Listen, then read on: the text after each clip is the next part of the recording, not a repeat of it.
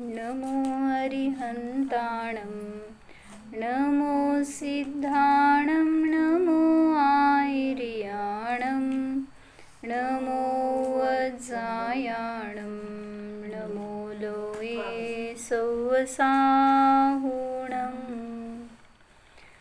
अजर अमर विकल विकारी अविनाशी अनंत गुणधाम नित्य निरंजन भवदुःखभंजन ज्ञान स्वभावी सिद्ध प्रणाम ज्ञान स्वभावी सिद्ध प्रणाम।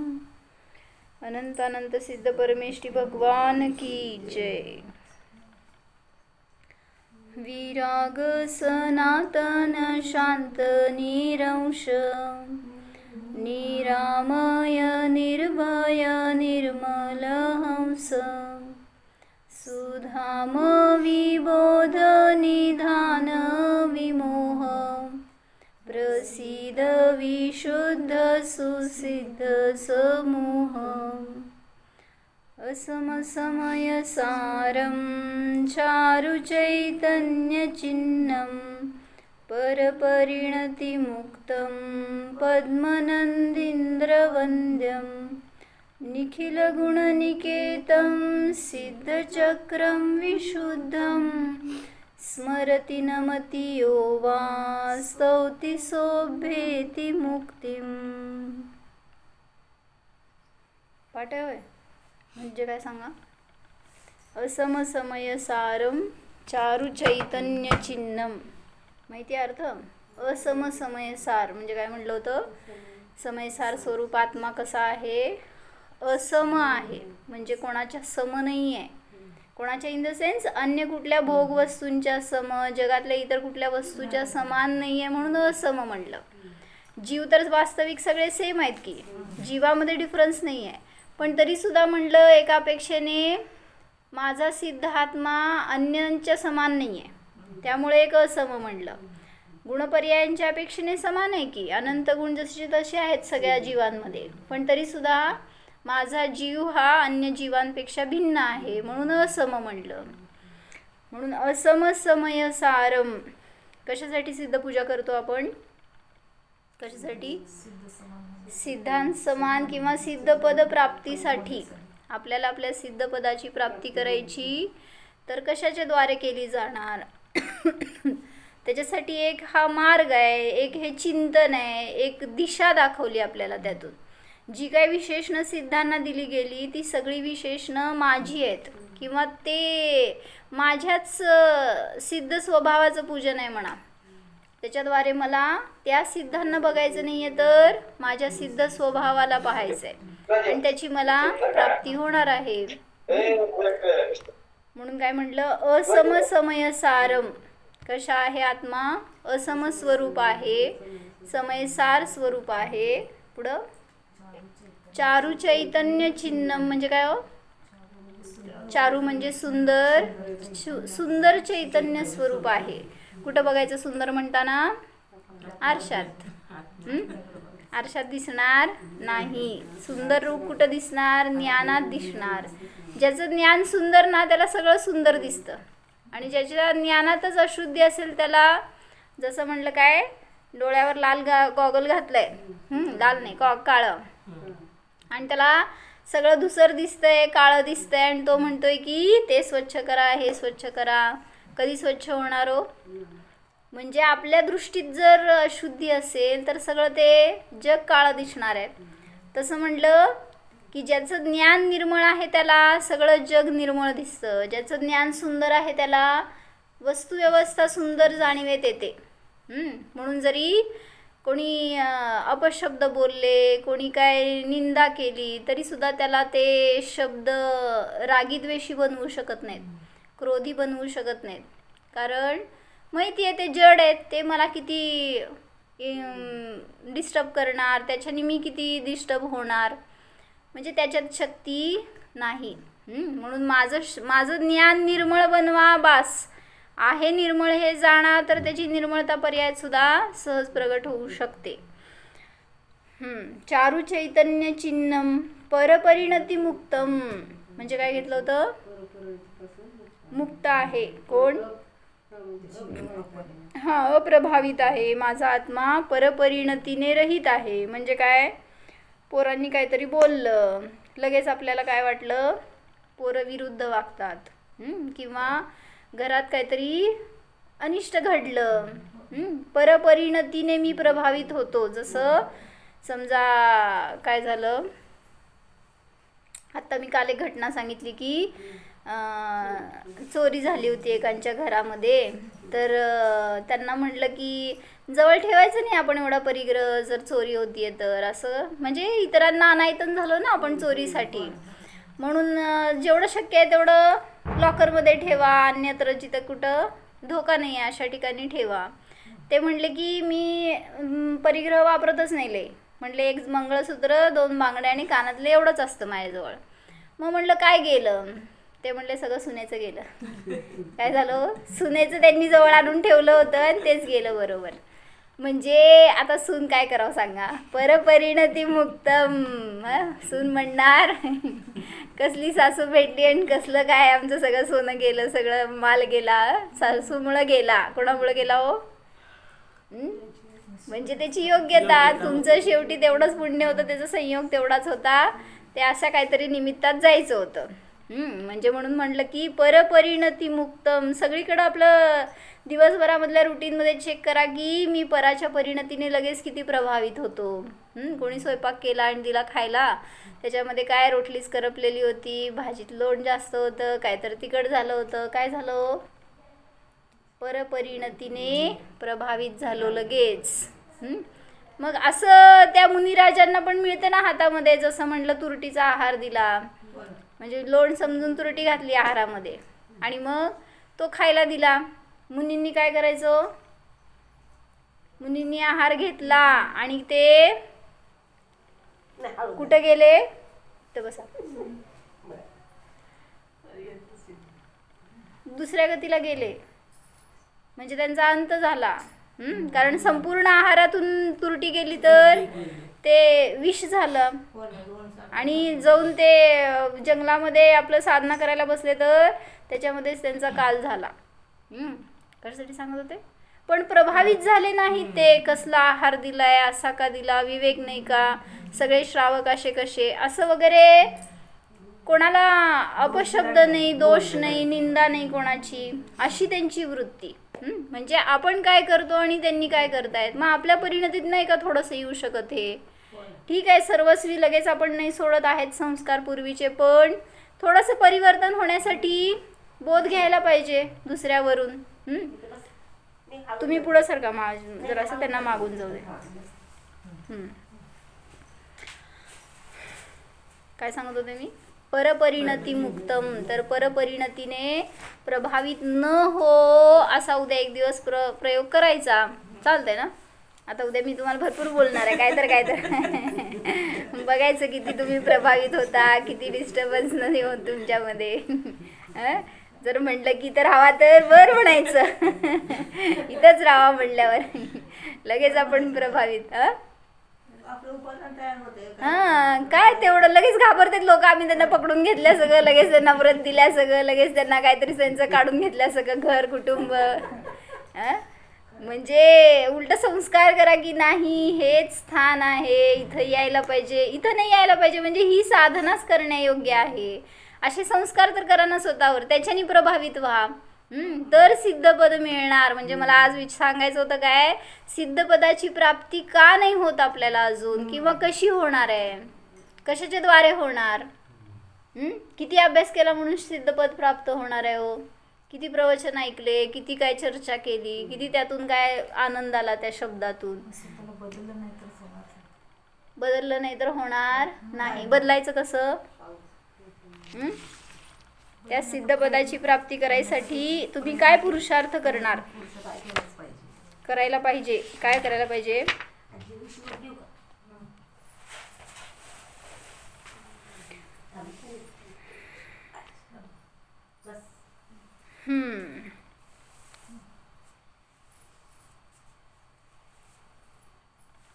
सिद्ध म्हणजे एकाने विचारलं ना, आपण सिद्ध होत नाही आहे. का होत नाही आहे? कारण सिद्धांसारखी साधना नाही करत आहे. जे सिद्ध झाले त्यांच्यासारखं आपलं ज्ञान, आपली परिणती, आपली चर्या काय आहे हो इथं? म्हणजे ज्ञानाची निरंतर धारा त्यांची जशी स्थिर होती, समतारूप होती, दृढ होती, तशी मी का नाही ठेवू शकत? लगेच मी काय करतो? विषमतेला, विभावांना प्राप्त करतो, कषायांना प्राप्त होतो. म्हणून म्हणलं की आत्ता प्रयोग करायला पाहिजे बरं का. म्हणजे इथून पुढं तुम्ही दीक्षा घेणार, साधना करणार, तिथं विचलित होणार जर आत्ता नाही प्रयोग केला तर. म्हणून गृहस्थ दशेमध्ये थोडे संस्कार करून घ्या, थोडा अभ्यास करा. आत्ता लगेच नाही करत आहे तर दीक्षा आपण ही घरातून आपण तयारी करू शकतोय. तर त्यांनी तिथं काय सांगितलं की शरीर, कर्म, जड, परिग्रह जे काय तुमच्या जवळ आहे ते सगळं जड आहे. त्याला जड पाहतो का आपण? जड दिसतं का ते? साडी कोणाची? दागिने कोणाचे? नातीचा फोन होता ना, कोणाची नात? किती लगेच असा आनंद येतो माहिती का? अंतरंग अतींद्रिय आनंद असतो तो. घरच्यांचं, प्रियजनांचं, इष्टजनांचं कॉल आला, ते बोलतायत काय, नुसतं मा म्हटले तर किती आनंद सांगा. अतींद्रिय काय म्हणायचं, ते सिद्धांपेक्षा जास्त आनंद असतो आपल्याला. म्हणजे किती मोही होतो लगेच आपण तिथं. त्यांना जड बघा म्हणलं उलट. जेव्हा आपल्याला आपली साधना करायची आहे ना, घरातले सगळे जड दिसू देत. काय म्हणलं विशाल भैया? माझा एकच जीव आहे, बाकी सगळे जीव सुद्धा माझ्यासाठी जड आहेत असं पहा तर थोडंसं न्यूट्रल होईल आपलं माइंड. त्यासाठी त्यांनी एक छान 4 वाक्य घेतलेत बरं का, मी वाचते. मैं चेतन ये जड़ अधिकारी, मेरी इनकी कैसी यारी. कोण? जे सगळं शरीर, परिग्रह, कर्म, सामग्री जे काय आहे ना तुमच्या संयोगात सगळं. मैं चेतन ये जड़ अधिकारी, मेरी इनकी कैसी यारी. कुठे आहे वही पेन? आता काय, त्याच्यासाठीच थांबली होती मी आणि तुम्हाला नातीशी बोलायचं होतं. चला काय म्हणले? आता पाठ करा आणि सांगा मला. मैं चेतन ये जड़ अधिकारी, मेरी इनकी कैसी यारी. मी चेतन आहे आणि हे सगळे जड आहेत. जड हा त्यांचा स्वभाव आहे, जडावर त्यांचा अधिकार आहे. मेरी इनकी कैसी यारी. जीवाचा आणि त्या अचेतनाचा, जडाचा कसा संबंध होणार आहे? नाही होऊ शकत. सिद्ध समान स्वरूप हमारा. काय? सिद्ध समान स्वरूप हमारा, ओमकार अक्षय अनुसारा. कसं स्वरूप आहे माझं? ओमकार स्वरूप आहे आणि अक्षय स्वरूप आहे. अक्षय ज्याचा होत नाही असा अक्षय. मैं चेतन ये जड़ अधिकारी. मला पाठ करून सांगणार आहे तुम्ही. जड़ अधिकारी, मेरी इनकी कैसी यारी. जेवण करताना उद्या हे वाक्य आठवा. काय? मैं चेतन ये जड़ अधिकारी, मेरी इनकी कैसी यारी. हे मी का खायचं? ह्याच्याने मला काय होणार आहे? बदाम खाल्ल्यावर काय होतो? तूप खाल्ल्यावर काय होतो? हळद खाल्ल्यावर काय होतो? सगळं औषध खाल्ल्यावर काय होतं मा? काय त्याच्यानी काय होतं? हे मेरी इनकी कैसी यारी. जे होणार आहे ते होणार आहे. सिद्ध समान स्वरूप हमारा. जीव तर असा आहे ना, सगळ्यापासून अस्पर्शी, भिन्न आहे, चेतन आहे, त्याला कोणाची कशाची गरज नाही. सिद्ध समान स्वरूप हमारा, ओमकार अक्षय अनुसारा. जसं सिद्धांचं स्वरूप ओमकार रूप आहे, अक्षय आहे, तसं माझं आहे. मैं तो अजर अमर पदधारी. म्हणा. अजर म्हणजे जरा म्हणजे म्हातारपण, जराने मी रहित आहे, अजर आहे. अमर म्हणजे मरणाने रहित आहे, मरणपद माझ्यामध्ये नाही. मैं तो अजर अमर पदधारी, ये जर मरण सहित स्वीकारी. हे काय शरीर आहे ना, कर्म आहेत, शरीर आहे, परिग्रह आहे, सगळे इतर जीव आहेत, सगळे संयोगी जन जे कोणी आहेत ते सगळं. ये जर मरण सहित स्वीकारी. मी कोण? मैं तो अजर अमर पदधारी, ये जड मरण सहित सविकारी म्हणा. काय काय काय म्हणताय म्हणा जय श्रीमान. मैं तो अजर अमर पदधारी, ये जड मरण सहित सविकारी. जे कोणी बाहेर दिसतंय ना ते सगळं कसं आहे, जड आहे. मरण सहित म्हणजे विनाशिक आहे. सविकारी विकार सहित आहे. ये जर मरण जर, ये जर मरण सहित सविकारी.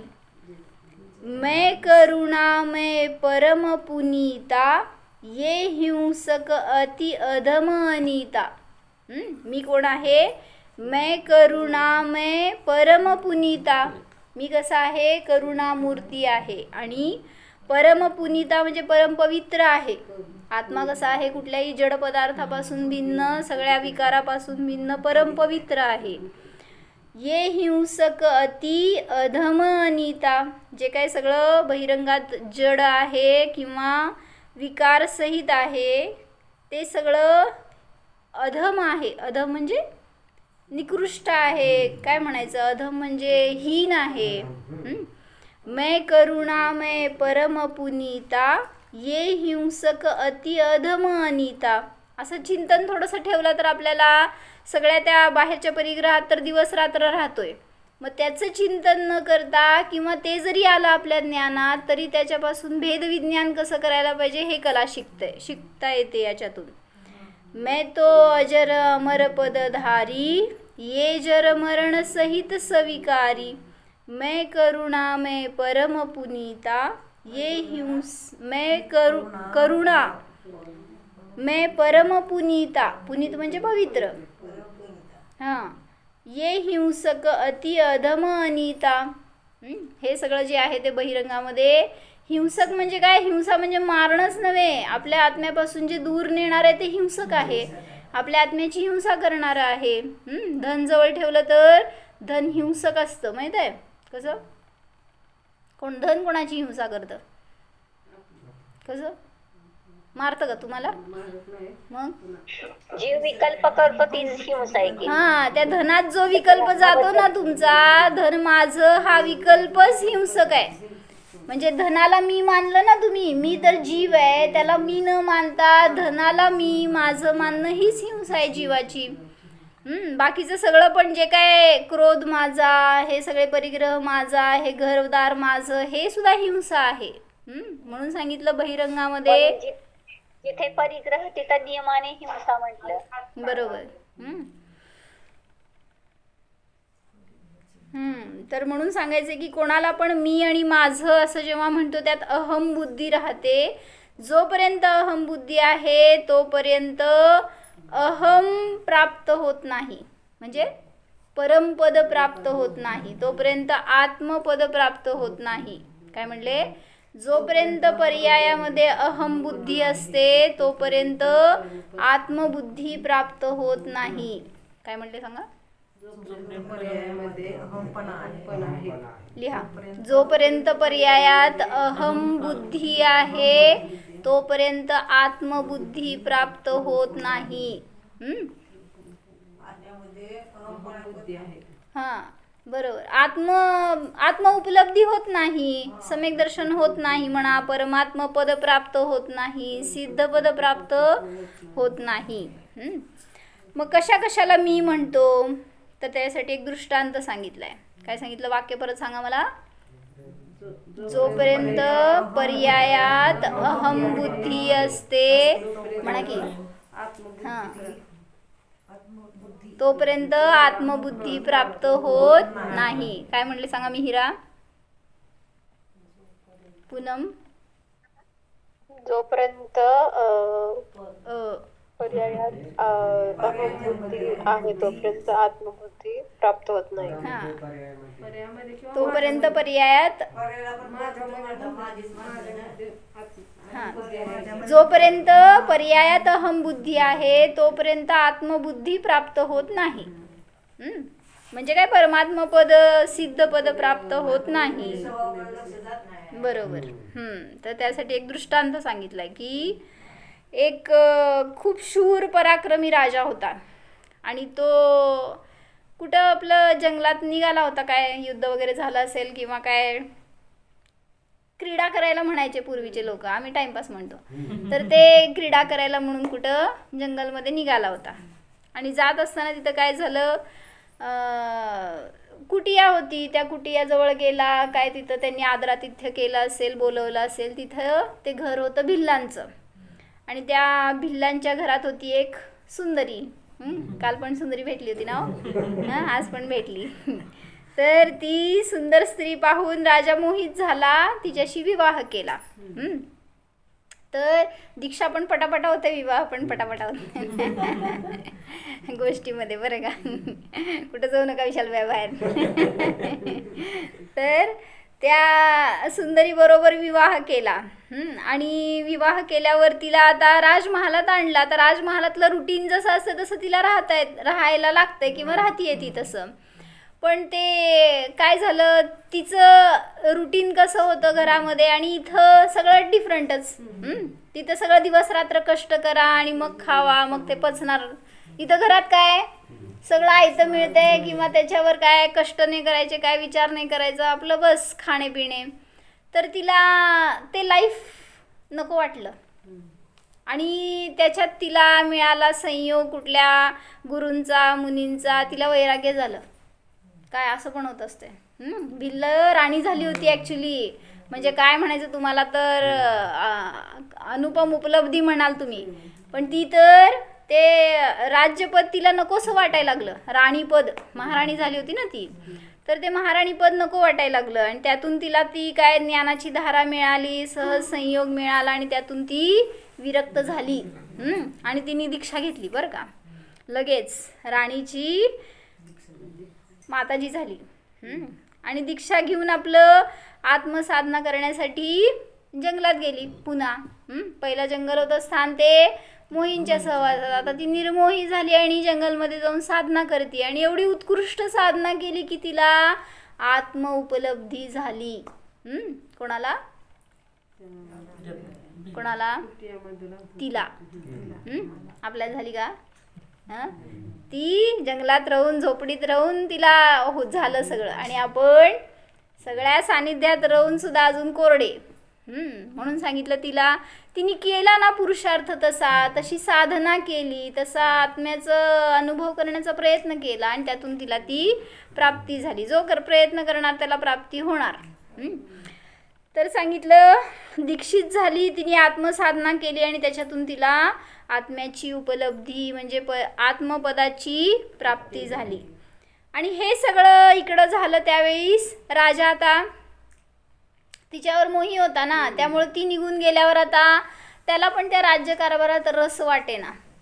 त्यामुळं त्याला पण भाव झाले की आपल्याला हे सगळं नको, ह्याच्यात अडकायचं नाही, हे सगळं करायचं नाही, असं होत असतं बरं का. म्हणजे घरातलं एक जण बाहेर पडू दे की, तर फलटण बाहेर पडायला पाहिजे सगळी, मग एक मागं. आपण काय करतोय, गेला नाही एक जण बास की आता किती जण, असं आमच्यात झालं बरं का. माताजी कसं सगळ्या पोरींना आल्यावर प्रेरणा करणार, तसं आम्ही 3 बहिणी.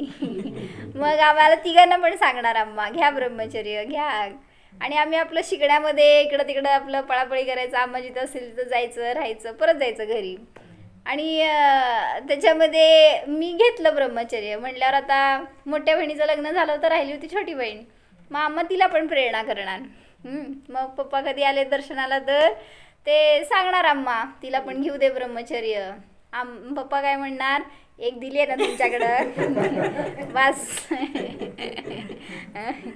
म्हणजे असं आपल्याला नाही वाटत की सगळे घरातले कल्याण करावेत, सगळ्यांना आनंद मिळावा, सगळ्यांचं भलं व्हावं, असं कुठं वाटतंय तुम्हाला, काय वाटतंय ह्याच्यात भलं होतंय, वाटतच नाही. तेच की हे आपल्याकडच्या लोकांची दृष्टी आहे हो.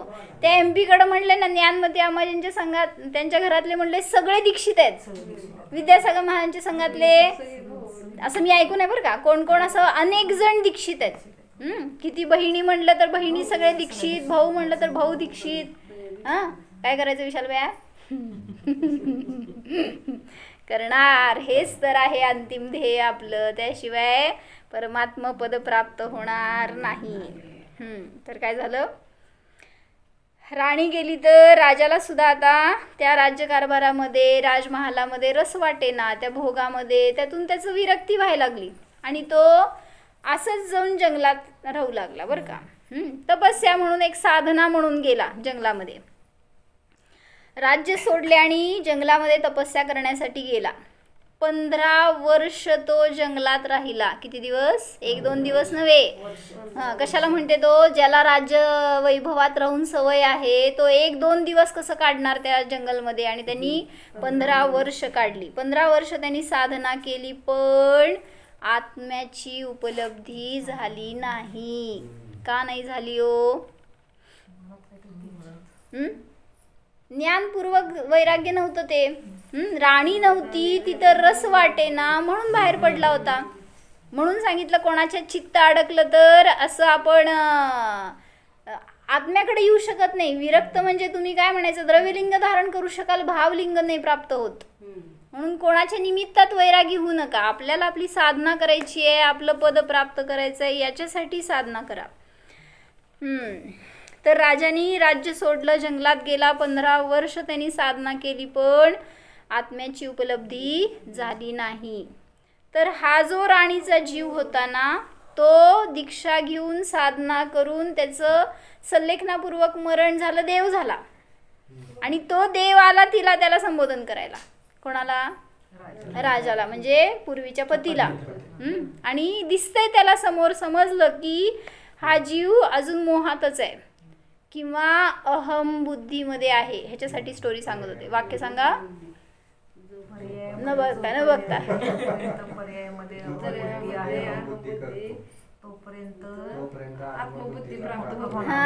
जोपर्यंत पर्यायात अहम बुद्धी करतो तोपर्यंत आत्मबुद्धी प्राप्त होत नाही, म्हणजे आत्म्याची उपलब्धी होत नाही.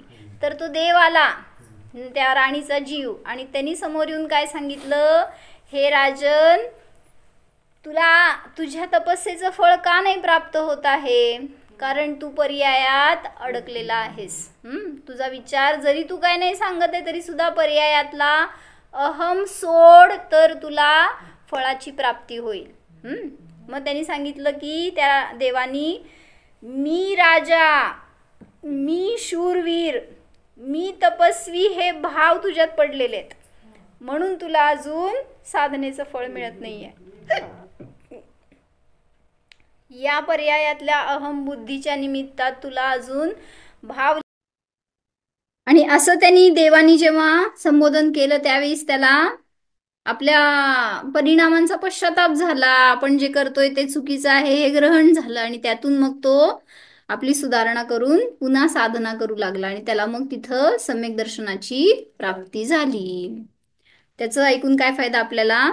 कशासाठी सांगितलं उदाहरण? आपल्याला पण आजपर्यंत सम्यक दर्शन का नाही झालंय हा शोध घ्या ना. त्याला का नव्हतं झालं? कारण तो पर्यायात अडकला होता. मला का होत नाहीये हो? हेच कारण आहे माग. आपल्याला नाही वाटत किंवा तशी प्रतीती होत नाहीये की मी कुठं मी कुठं पर्यायाला धरून बसलोय, पण आहेच कुठंतरी ते आपल्या ज्ञानात पडलेला असतो विचार. म्हणूनच तुम्ही अजून त्याच्यातून बाहेर पडू शकत नाहीये किंवा आत्मरूप स्वतःला पाहू शकत नाहीये. त्या शरीरापासून भिन्नत्व जाणू शकत नाहीये. म्हणून सांगतायत काय? अहम बुद्धीचा प्रथम त्याग करा. जेव्हा आत्मबुद्धी प्रगट होते तिथंच अहम बुद्धीचा पण नाश होतो सहज. जेव्हा म्हणजे म्हटलं ना, म्हणून की धीरवीर, धीरता कशाला म्हणायचं? धैर्य, धीरता. धीरता आणि वीरतामध्ये थोडासा फरक आहे. कशाला म्हणायचं? तो राजा वीर होता पण धीर नव्हता म्हणा. म्हणजे काय फरक करायचं? वीरता म्हणजे काय, धीरता म्हणजे काय हो? धीरता म्हणजे सहनशीलता. नाही, होय म्हणती का नाही म्हणती?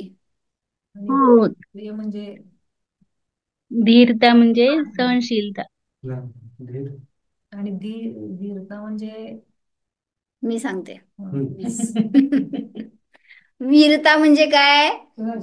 हा, जेव्हा वीरता म्हणजे शक्ती घेतली ना. हा, वीरता. हा, बर वीरता म्हणजे शक्ती. बर. हा, तर काय सांगितलं की जो वीरता आणि धीरता आपले म्हणजे आपल्या किती पेशन्स आहेत ते बर इंग्लिश त्याच्यावर समजतात. तर काय सांगितलं त्यांनी की आक्रमण करण्याची शक्ती त्याला म्हणायचं वीरता. आक्रमण करण्याची शक्ती, तसं एक गट्स काय म्हणायचं, तशी तयारी, तसं बळ जे आहे त्याला म्हणायचं वीरता. आणि आक्रमण झेलण्याची शक्ती त्याला म्हणायचं धीरता. म्हणा. आक्रमण करण्याची शक्ती ती वीरता, आक्रमण झेलण्याची शक्ती ती धीरता. घ्या, काय म्हणले? आक्रमण करण्याची शक्ती वीरता आणि आक्रमण झेलण्याची शक्ती धीरता. सगळ्याला वीरताच करायला परत सांगा ताई. हा? परत सांगा एकदा.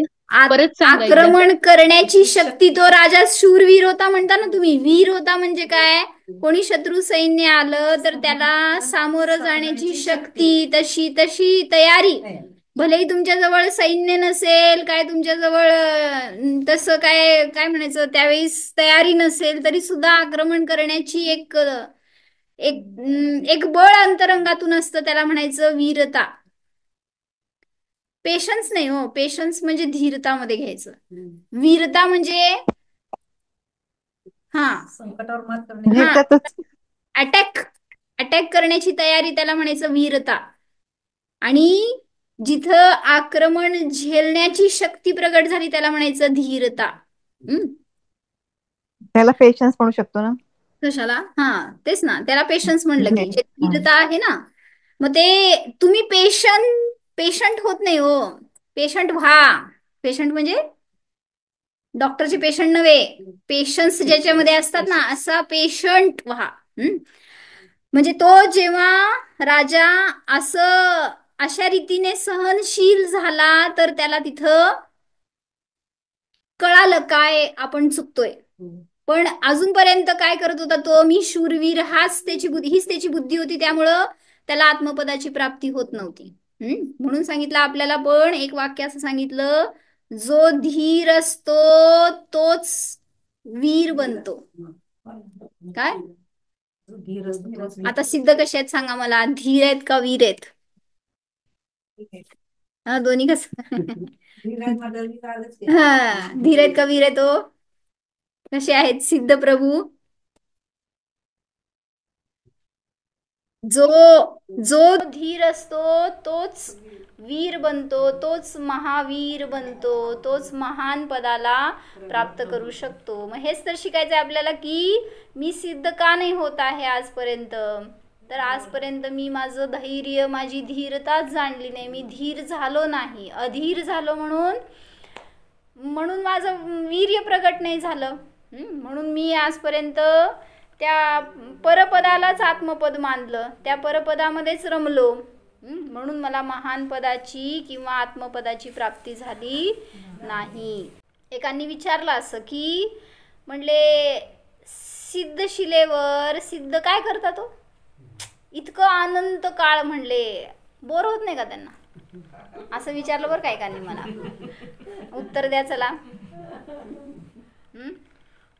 तिथं काय करायचंच नाही. म्हणले काय करायचं नसल्यावर जास्त कंटाळा येतो का काय करायचं असल्यावर कंटाळा येतो? सांगा. करायचं नसल्यावर कंटाळा येतो. आता तुम्हाला काय करा? त्यांनी विचारलं की, म्हणले तुम्ही जॉब करता, तुम्ही दुकानात काम करता, जाता वगैरे, त्या दिवशी तुम्हाला आनंद आहे का सुट्टीच्या दिवशी आनंद आहे? आणि मग म्हणताय की काय करायचं असल्यावर आनंद येतो म्हणून. म्हणजे ज्याला तिथं त्या सुट्टीचा आनंद येतो, तर सिद्ध तर अनंत काळासाठी सुट्टीवर गेलेत. त्यांना आता काय करायचं राहिलंच नाही आहे, कृतकृत्य झालेत ते. म्हणून म्हणलं की जेव्हा असा आनंद प्रगट झाला तर तिथं बोर कसं काय होईल? तुम्हाला सुट्टीच्या दिवशी बोर होतं का? नाही होत? मग दुकानात बोर होतं का? जॉब करणाऱ्याला करताना बोर होतं का? तुम्हाला स्वयंपाक करताना बोर होतं का हो? म्हणजे ज्याची जशी रुची ना तसं तिथं ते आनंद प्रगट होतो. मग मला म्हणायचं की असं त्यांनी विचारलं जेव्हा की म्हणले सारखं ध्यान ध्यान करतात तिथं त्यांना बोर कसं होत नाही? सांगा काय उत्तर देणार? काय जयश्रीमा, तुम्हाला बोर होत नाही का हो? विशाल भाई येते सारखं बडबड करायला. तर तिथं म्हणलं की जो अपूर्व आनंदाचा भोग घेतात हा सिद्ध भगवान. असं सांगायला किती सोपं आहे. करा बसा बघू तुम्ही पण. मेन कारण सांगा त्यांना का नाही तिथं कंटाळा येत, का ते त्याच्यातून बाहेर पडू वाटत नाही त्यांना. आपल्या स्वभावामध्ये स्थिर झालेलं कसं का बरं? पण तेच की मग तुम्हाला हा म्हटलं तर तुम्ही का नाही होत? तुम्ही का बाहेर पडता? स्वभाव असतो तो काय कंटाळा होत नसतो. हा जसं आता साखर आहे असं गोड बरोबर. राहिला त्याला कंटाळा येतो का? अगदी उष्ण जर राहिला त्याला कंटाळा येतो का? प्रत्येक वस्तूचा जो स्वभाव असतो ना तो तो काय म्हणायचं, त्याच्यामध्ये दुःख नाही, त्याच्यामध्ये एंड नाही, त्याच्यामध्ये काय असं तुम्ही म्हणता ना विभाव नाही, कंटाळा नाही असा. मग जीवाचा स्वभाव जानन रूप आहे. त्या आरशाचा स्वभाव झळकवणे. सांगा त्याला किती कंटाळा येतो? आरसा जेव्हा तुम्हाला प्रतिबिंबित करतोय त्याला किती वेळा बघता माझ्याकडं असं म्हणते का? ते किती वेळा दाखवलं की तुम्हाला तुमचं रूप, तरी पण ते कंटाळत नाही. तसं आता त्यांनी सांगितलं अग्नी आहे ती उष्णता द्यायला, तिला नाही कंटाळा. किंवा साखरेची गोडी कधी नष्ट होत नाही, किंवा सुवर्णाचा पिवळेपणा कधी नष्ट होत नाही. ते त्याचं ओरिजिनल फॉर्म आहे. तसं म्हणलं इंद्रिय ज्ञानीला हा शब्द लावायचा बोर. म्हणजे जो जो इंद्रिय ज्ञानात आहे त्याला कंटाळा येतोच. कारण ते ज्ञान थकतं. इंद्रियातून जेवढा तुम्ही व्यापार करायला जाणार तेवढं ते ज्ञान निर्बळ होतं, थकतं आणि संपतं, म्हणून तुम्हाला नको वाटतं. पण अतिंद्रिय ज्ञानी, त्या ज्ञानात अशी शक्ती आहे की तुम्ही कितीही त्याचा वापर करा ते थकत नाही, ते नष्ट होत नाही, किंवा त्याच्यामध्ये कंटाळवाणा नाही होत काय. म्हणून अतिंद्रिय ज्ञानाने म्हणलं ना, आत्ता तुम्ही विचार करायला बसलाय माझ्याकडे किती दागिने आहेत, सांगा किती कंटाळा येतो. इंद्रिय ज्ञानाने जाणत नाही आहे, म्हणजे मनाने जाणते थोडक्यात. आता इथं ते जेव्हा आपण त्या विषयाला ग्रहण करतोय तेव्हा माझ्याजवळ नाही आहे ती वस्तू. काय विशाल भैया किती तिजोरीमध्ये धन आहे सांगा, दिसलं का? दिसलं म्हणते. मग ते जाणायला आपल्याला किती कंटाळा हो. दिवस रात्र ते धनच मोजलं तरी सुद्धा तुम्हाला कंटाळा नाही. आणि मग इथं का कंटाळा? मग त्यांना तर असं धन मिळालंय सिद्धांना की जे अविनश्वर आहे, अनंत रूप आहे. आणि मग त्या धनाचा त्यांना कंटाळा कधीच येत नाही. म्हणून अशा धनाची, अशा ज्ञानाची, अशा अतिंद्रिय स्वरूपाची आपल्याला सुद्धा प्राप्ती होण्यासाठी आपण पुरुषार्थ करत नाही, म्हणून आपल्याला सिद्धपद प्राप्त होत नाही. म्हणून त्या सिद्धपदाची प्राप्ती व्हावी असं वाटत असेल तर या दृष्टीने पुरुषार्थ करा. सांगा वाक्य काय काय आहेत आजची? जो पर्यायात अहम बुद्धी करतो त्याला आत्मबुद्धी प्राप्त होत नाही. दुसरं, आक्रमण करण्याची शक्ती म्हणजे वीरता, आणि झेलण्याची शक्ती म्हणजे आता कोणाचं आक्रमण व्हायला हो तुमच्यावर? थोडी शत्रू येणार आहे, कोण प्रहार करणार आहे, काय मारणार आहे तुम्हाला? कशाचं आक्रमण? या कर्मांचा उदय चालू आहे ना, किंवा आपलेच विभाव परिणती जी आहे, बाहेर जाणारा उपयोग आहे, तेच आपल्या स्वभावावर आक्रमण आहे. पराचा मोह होतोय ना, तेच आपल्या स्वभावावर वास्तविक आक्रमण आहे. त्या आक्रमणाला जो जिंकतो ना, झेलतो ना, तो धीर, आणि त्याला पलटवून लावतो ना, तो वीर.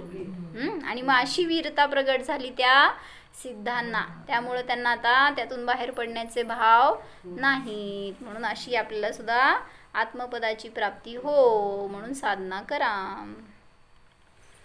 ओम.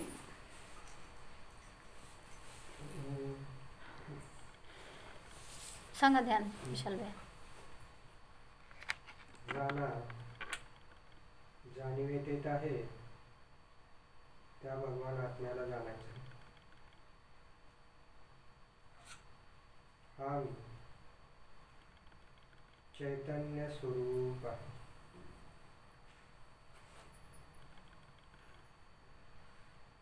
हा मी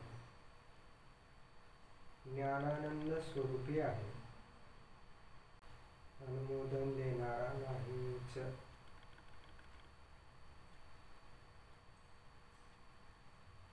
हा तर मी अनंत सुख स्वरूप आहे.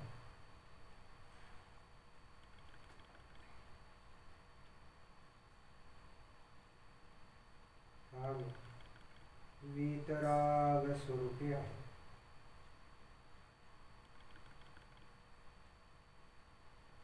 नित्य आहे, शाश्वत आहे.